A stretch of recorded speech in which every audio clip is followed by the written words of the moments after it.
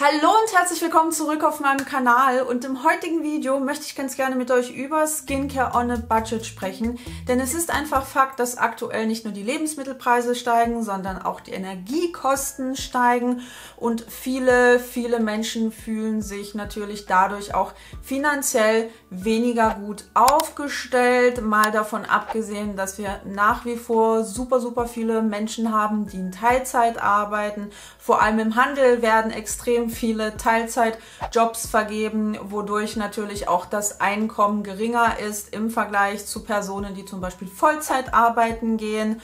Und über Care-Arbeit und dergleichen brauche ich, glaube ich, gar nichts sagen, denn diese ist nach wie vor entweder komplett unbezahlt oder wird überhaupt nicht wirklich als Arbeit wahrgenommen, was wahnsinnig traurig und sehr schade ist.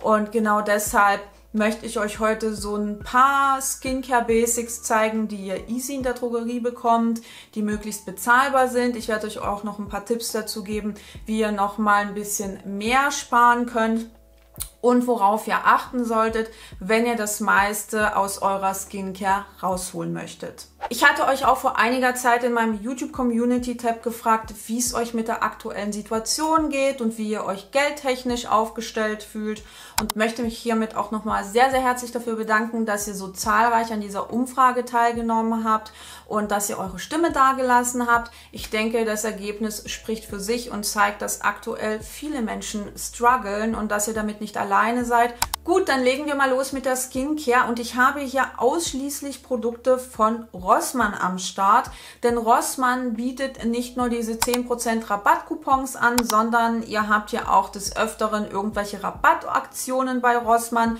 Das heißt, ihr könnt noch den ein oder anderen Euro zusätzlich sparen. Falls ihr noch so ein Video zu DM haben möchtet, dann schreibt es einfach in die Kommentare, dann lässt sich das auf jeden Fall realisieren. Aber ich würde heute einfach mit den Rossmann Produkten starten und würde auch mit der Reinigung beginnen. Ich hätte vielleicht noch am Anfang sagen sollen, dass alle Produkte, die ich euch heute zeigen werde, parfümfrei sind und keine deklarationspflichtigen Duftstoffe oder anderweitige Parfümierungen enthalten, weil ich einfach nicht möchte, dass die Haut zusätzlich gereizt wird oder dass ihr eine allergische Reaktion erleidet, falls ihr eine Duftstoffallergie habt oder wenn ihr duftempfindlich seid. Sprich, diese Produkte sind universell für viele Menschen geeignet und dementsprechend habe ich sie auch ausgesucht. Dann starte ich mal mit der Reinigung, und das erste Produkt, das ich euch gerne zeigen möchte, ist das Baby Dream Waschgel und Shampoo. Wie ihr sehen könnt, ist das eine riesig große Flasche. Hier sind 500 Milliliter drin, was jetzt keine Standardmenge ist, und das Ganze kostet, glaube ich, maximal 2,40 Euro. Ich blende euch die Preise immer mit ein, damit ihr das gleich sehen könnt. Und dieses Produkt ist universell einsetzbar. Also ihr könnt das nicht nur zur Gesichtsreinigung verwenden, je nachdem, ob ihr mit der Formulierung zurechtkommt, sondern ihr könnt das auch zum Duschen verwenden und auch zum Händewaschen. Ich persönlich finde das als Shampoo jetzt nicht so ausreichend für meine langen Haare. Also ich kriege es nicht ordentlich aufgeschäumt, damit ich das Ganze gut im Haar und auf der Kopfhaut verteilen kann. Aber das müsst ihr einfach selber ausprobieren und schauen, wie es für euch funktioniert. Für Kinder ist das sicherlich gut geeignet, weil die einfach noch nicht so krass dichtes Haar haben und weil die Kopfhaut bei Kindern bzw. kleineren Kindern noch nicht so krass fettet wie zum Beispiel bei Erwachsenen. Deswegen könnte das für Kinder durchaus gut geeignet sein. Was die Formulierung angeht, muss ich natürlich dazu erwähnen, dass das Produkt SCS, also Natriumcucurylsulfat, enthält. Das ist jetzt nicht unbedingt das hautfreundlichste Tensid. Allerdings wurde hier das Irritationspotenzial vom SCS durch ein Betain herabgesetzt, außerdem noch durch Panthenol und Allantoin. Sprich, dieses Waschgel ist deutlich hautfreundlicher im Vergleich zu einem Produkt, was nur auf Natriumcucurylsulfat basiert. Übrigens könnt ihr dieses Waschgel auch wunderbar als Badeschaum verwenden, indem ihr ein paar Pumphübe davon ins einlaufende Badewasser gebt. Und ich habe noch einen kleinen Tipp für euch parat, falls ihr so einen Schaumspender irgendwo rumstehen haben solltet, der leer ist.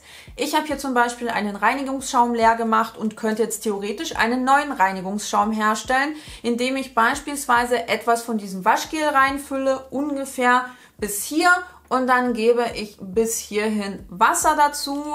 vermische das, damit sich das darin auflöst und schon hätte ich theoretisch einen neuen Reinigungsschaum am Start.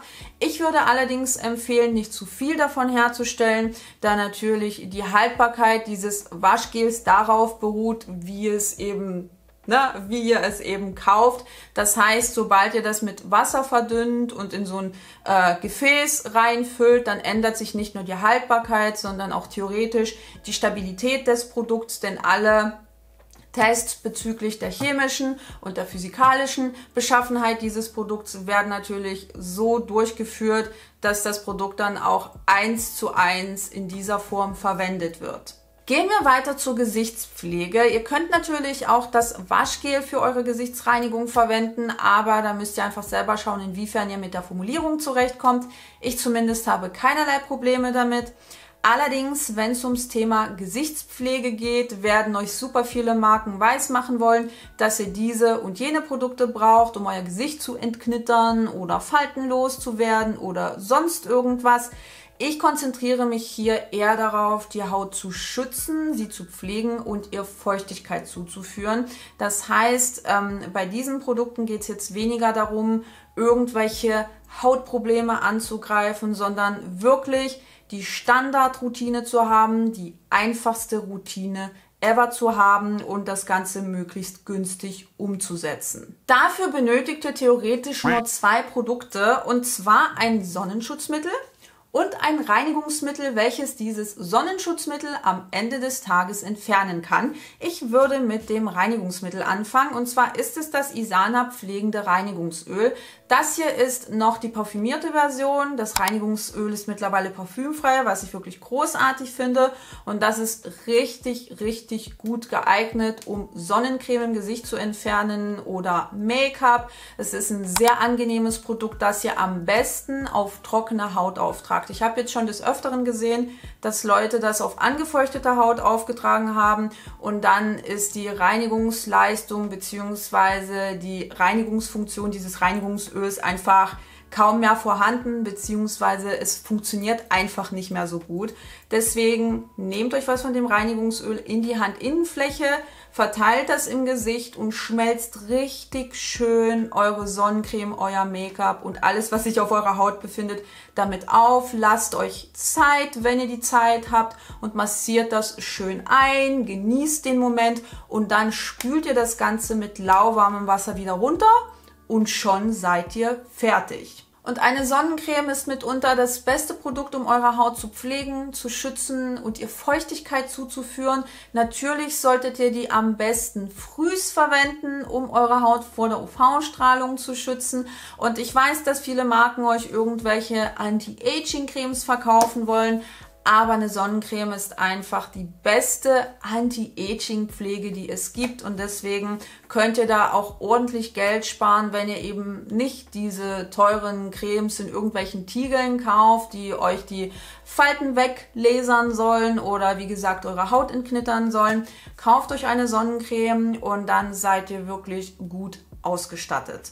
Leider ist es bei Rossmann ab und zu so, dass bestimmte Sonnenschutzmittel nicht verfügbar sind. Deswegen blende ich euch hier eine Alternative ein, die gut formuliert und parfümfrei ist. Wenn ihr nur das Reinigungsöl und die Sonnencreme als Gesichtspflegeroutine kauft, dann kostet das unter 7 € und natürlich noch weniger, wenn ihr so einen 10% Rabattcoupon nutzt. Falls ihr noch Lust auf einen Zwischenschritt, wie zum Beispiel einen Toner haben solltet, dann kann ich euch den Isana Pure Toner sehr ans Herz legen. Der enthält unter anderem feuchtigkeitsbindende Inhaltsstoffe und sorgt auch dafür, dass sich so eine Sonnencreme ein bisschen einfacher auf der Haut verteilen lässt. Aber ich würde euch auch definitiv empfehlen, falls ihr sowas da habt, den Toner in eine Sprühflasche umzufüllen, weil ihr dadurch einiges an Produkt spart, wenn ihr einfach diese Sprühflasche direkt auf eurem Gesicht anwendet. Ich habe das auch abgewogen.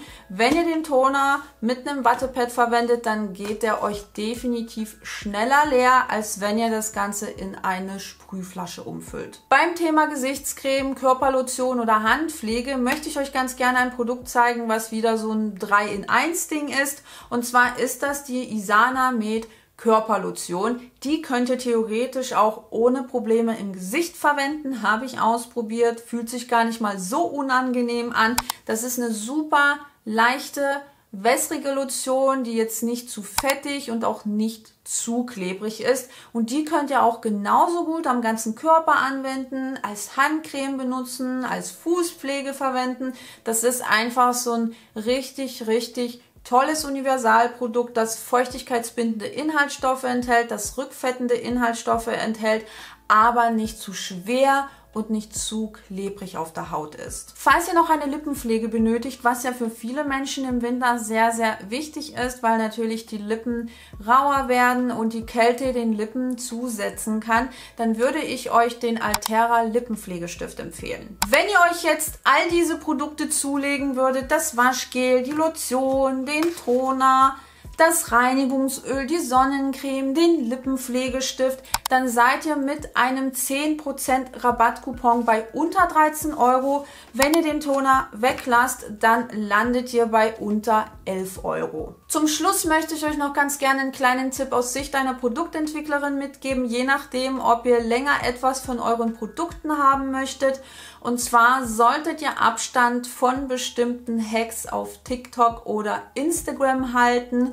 Und dazu gehört definitiv das Vermischen oder in Kontakt bringen von Produkten in der Primärverpackung. Also von verschiedenen Produkten, die nichts miteinander zu tun haben. Wie beispielsweise, wenn ihr euer Puder direkt mit einem Gesichtswasser einsprüht, denn das Produkt wurde unter diesen Bedingungen nicht getestet. Es wurde nicht auf seine chemische und physikalische Beschaffenheit, seine Stabilität dahingehend getestet. Das heißt, ihr verändert das Produkt, ihr verändert die Stabilität des Produkts, wenn ihr zum Beispiel direkt mit irgendeinem anderen Produkt in euer Puder reinsprüht. Das heißt, das kann nicht nur die Haltbarkeit des Produkts beeinflussen, sondern auch die Performance, das Aussehen und so weiter und so fort. Und ganz ähnlich sieht es auch mit Skincare-Produkten aus. Da würde ich euch auch definitiv nicht empfehlen, verschiedene Produkte in der Primärverpackung miteinander zu mixen. Also